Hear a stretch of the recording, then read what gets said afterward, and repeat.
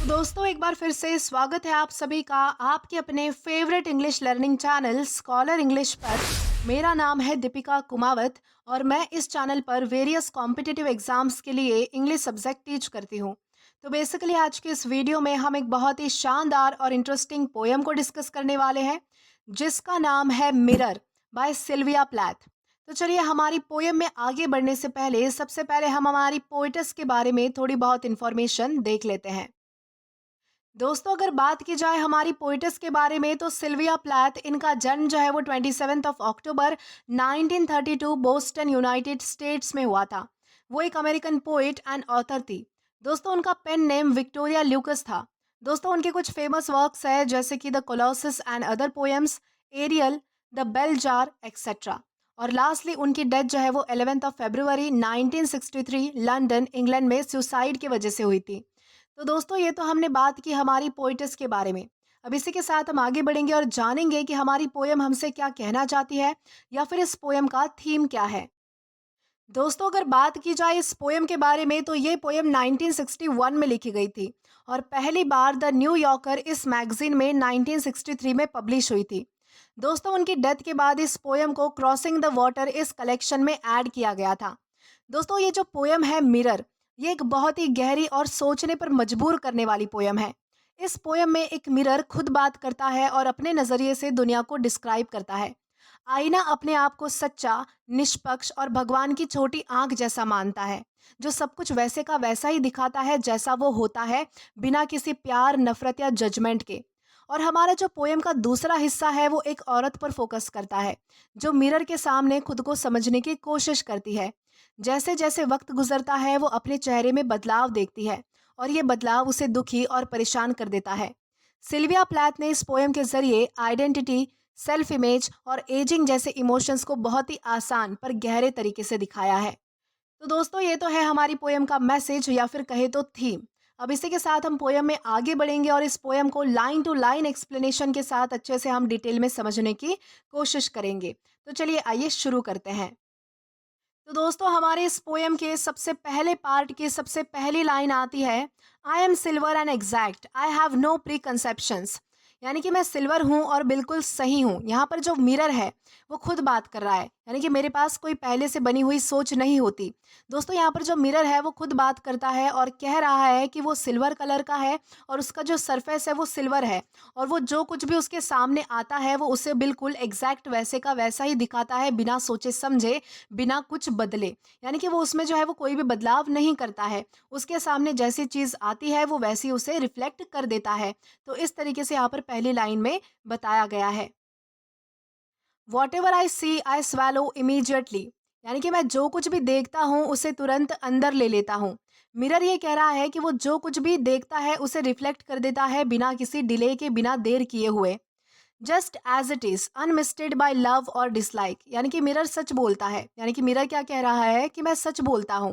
यानी कि मिरर जो है वो किसी से प्यार या नफरत नहीं करता, वो हर चीज को सच्चाई से दिखाता है बिना किसी फीलिंग्स के। तो इस तरीके से यहाँ पर बताया गया है। देन इसके बाद अगली लाइन आती है, I am not cruel only truthful. यानी कि मैं निर्दयी नहीं हूँ, बस सच्चा हूँ। मिरर कहता है कि अगर सच कड़वा भी हो तो उसका मतलब ये नहीं है कि वो बुरा है।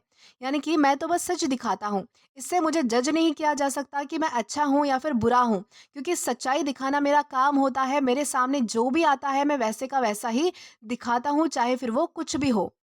The I of a little God four cornered. यानी कि मैं छोटे भगवान की आंख हूँ, चार कोनों वाली। मिरर अपने आप को पावरफुल समझता है, जैसे कोई भगवान सब कुछ देख सकता है वैसे ही मिरर क्या कहता है कि मैं भी सब कुछ देख सकता हूँ, बिना किसी झूठ के, बिना किसी बदलाव के या फिर बिना किसी फीलिंग्स के। तो इस तरीके से यहाँ पर बताया गया है। देन इसके बाद है, most of the time I meditate on the opposite wall. यानी कि ज़्यादातर वक्त मैं सामने की दीवार को देखता रहता हूँ। यानी मिरर के सामने जो दीवार है वो उसे हमेशा दिखाई देती है और वो बस शांति से उसको देखता रहता है। यानी कि जब अगर कोई मिरर, अगर मान लीजिए कि कोई उसमें देख नहीं रहा है, यानी कि कोई व्यक्ति जाकर उस मिरर में नहीं देख रहा है, तो उसके सामने जो भी चीज़ होगी तो वो उसे ही रिफ्लेक्ट करेगा।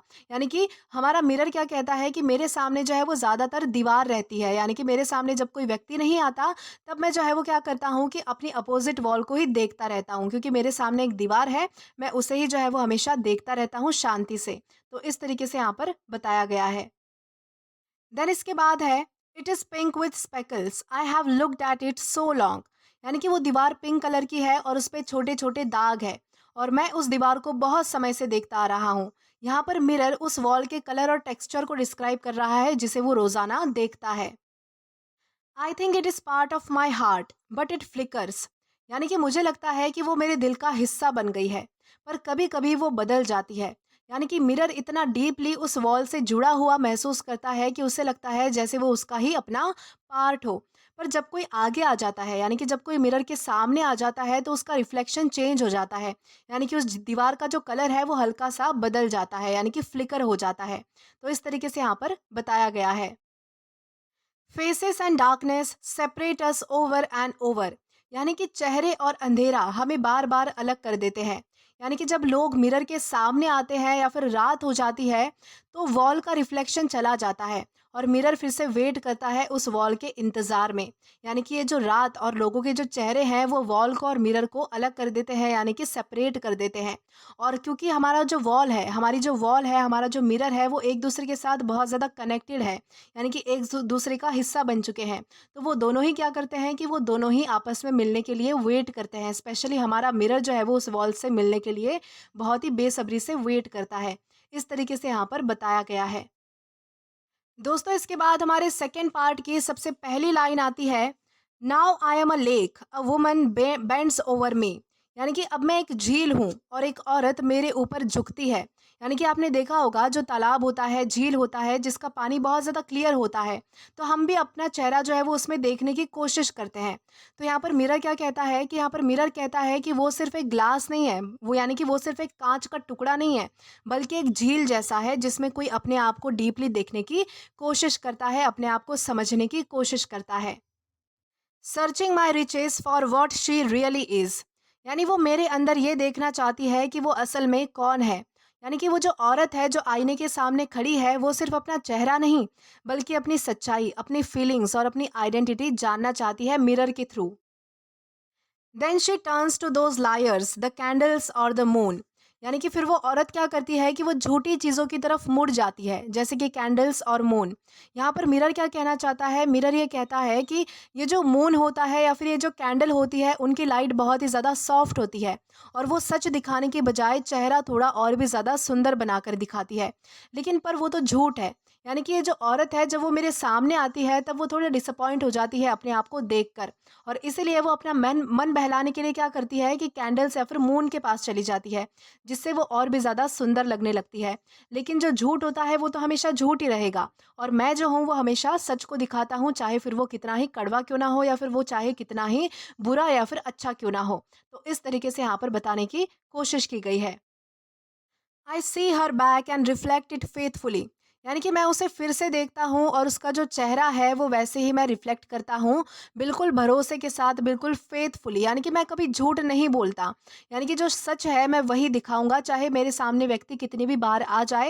यानी कि अगर मेरे सामने कोई व्यक्ति बार बार आता है ये उम्मीद लेकर कि मैं इस बार सुंदर दिखूं या फिर इस बार अच्छा दिखूं, तो ऐसा कुछ होने वाला नहीं है, क्योंकि मैं वही दिखाता हूँ जो सच होता है।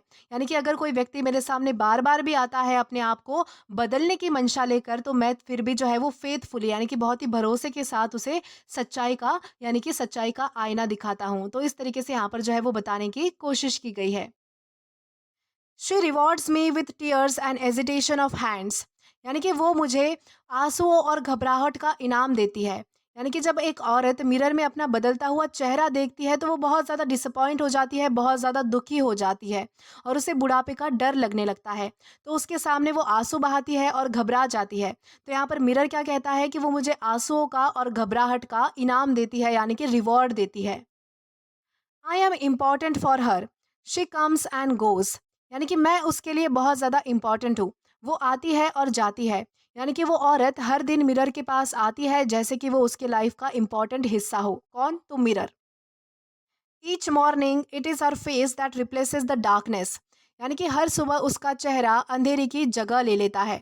अंधेरे की जगह ले लेता है, यानी कि रात के अंधेरे के बाद जब दिन निकलता है, जब सुबह होती है, तो मिरर में सबसे पहला चेहरा उसी औरत का होता है। सबसे पहले वही औरत मेरे पास आती है अपने आप को देखने के लिए, अपने आप को समझने के लिए। In me she has drowned a young girl and in me an old woman. यानी कि मेरे अंदर उसने एक जवान लड़की को डुबो दिया है और अब ये मिरर में जो है वो बूढ़ी औरत दिखती है। यानी कि टाइम के साथ सब कुछ बदल चुका है। यानी कि एक समय हुआ करता था जब वो एक जवान लड़की हुआ करती थी और तब वो मुझे देखा करती थी, यानी कि मुझ में अपने आप को देखा करती थी। यानी कि आप समझ सकते हो कि ये मिरर जो है वो कितना पुराना है और कितने समय से उस औरत के साथ है। यानी कि जब वो एक यंग लड़की थी तब जो है वो उस मिरर में अपने आप को देखा करती थी और उस मिरर में देखते-देखते उसने अपनी जवानी डुबा दी है और अब वो समय आ चुका है जब वो एक जवान लड़की से एक बूढ़ी औरत बन चुकी है। तो उस समय में भी जो है वो मिरर उसके साथ है, यानी कि अभी भी वो उसको जो है वो अच्छा, यानी कि उसका जो है वो असली चेहरा, यानी कि उसका रिफ्लेक्शन दिखाता है ट्रस्टफुली, फेथफुली। देन हमारी लास्ट लाइन है, rises towards her day by day like a terrible fish. यानी कि रोज एक डरावनी मछली जैसे एक बूढ़ी औरत मेरे सामने उभरती है। यानी कि बुढ़ापा उस औरत को बहुत ज्यादा डराता है। जैसे एक स्कैरी फिश झील के अंदर उभर रही होती है, वैसे ही वो अपने बदलते चेहरे को देखकर घबरा जाती है, यानी कि बहुत ज्यादा डर जाती है। तो इस तरीके से यहाँ पर बताने की कोशिश की गई है। दोस्तों, ये जो पोयम है वो एक मिरर के नज़रिए से, यानी कि एक मिरर के पर्सपेक्टिव से लिखी गई है। ये poem human emotion, self identity and ageing के बारे में है। सिल्विया प्लैथ ये दिखाना चाहती है कि कैसे लोग अपने आप को समझने की कोशिश करते हैं, लेकिन जब उन्हें सच दिखाई देता है तब वो उसे एक्सेप्ट भी नहीं करना चाहते, यानी कि उससे घबरा भी जाते हैं। तो इस तरीके से यहाँ पर हमारी इस पोयम में थ्रू आउट द पोयम ये मैसेज देने की कोशिश की गई है। तो दोस्तों, इसी के साथ हमारी इस पोयम का लाइन टू लाइन एक्सप्लेनेशन यहीं पर ख़त्म होता है। आई होप आपको अच्छे से ये पोयम समझ आई हो और पसंद भी आई हो।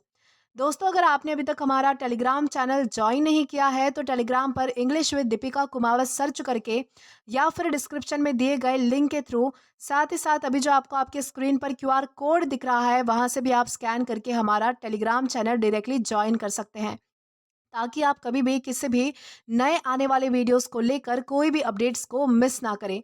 और दोस्तों, अगर आपको आज का ये वीडियो पसंद आया है या फिर हेल्पफुल लगा है तो do like this video, subscribe the channel and share as much as you can. और अगर आपने इससे पहले वाली वीडियोस नहीं देखे हैं तो यहाँ पर मैंने एक प्लेलिस्ट प्रोवाइड कर दी है, जहाँ पर आप क्लिक करके वो सभी पहले वाली वीडियोस भी देख सकते हैं और एक्सप्लोर कर सकते हैं। Till then keep learning. Thank you.